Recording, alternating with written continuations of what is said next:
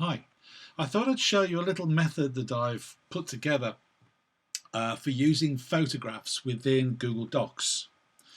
Now, generally, when you are looking for photographs in Google Docs, you tend to go towards using the tools and research item. It brings up a little tab box on the right hand side, a little palette. And if you go in there, and you can see I'm doing surveying at the moment. So if I do dumpy level here,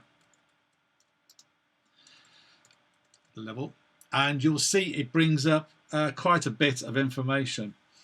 If you drop down the little arrow here, it goes into where the citation format is and the licensing agreements for it.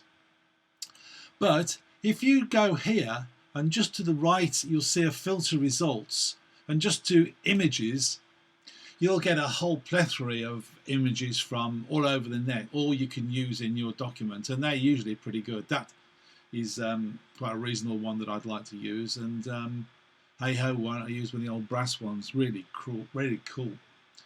But it doesn't show you your own photographs, and I happen to have some photographs I've taken specifically for using within this document. So I'm going to get out of that, and I'm going to go into an area called Insert Images within Google Docs. Now, if you look down here, it gives you the item for your albums. And these are the albums I have stored within Picasa or Google+. I can't see a difference between the two. One just looks at the other. So these are the albums that Google has stored for my photographs that I've made up. And you can see I've got a whole load in there. And the one that I'm looking for is surveying.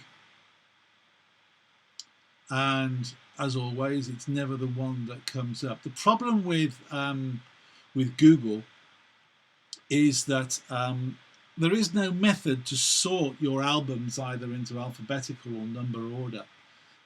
Anyway, there it is at the top, and if I click on that, it'll show you a whole load of things that I've got stored. And as you can see there, look, there's absolutely loads of them in there that I've saved from various places and my own photographs.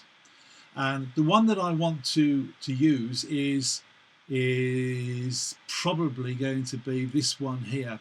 Now, you can't see it very well. I hope I've got in quick enough or more enough. I think I'll use that one actually.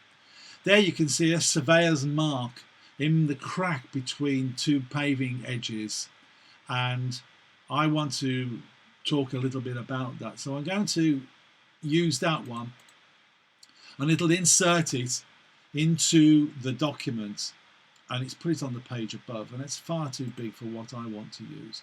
So if you go down to the bottom, and you can then just take it up to the right size, wherever it's put it, there it is.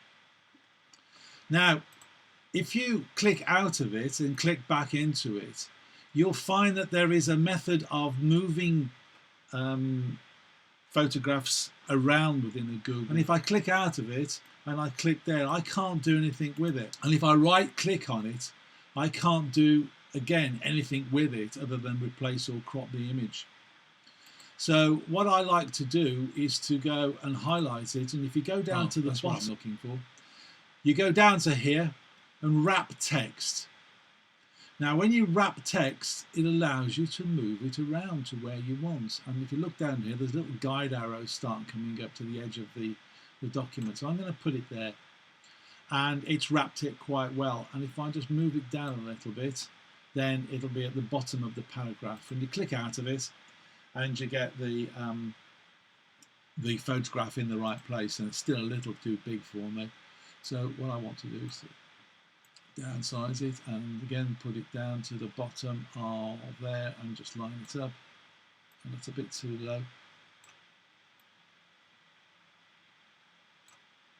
I think that'll do very nicely.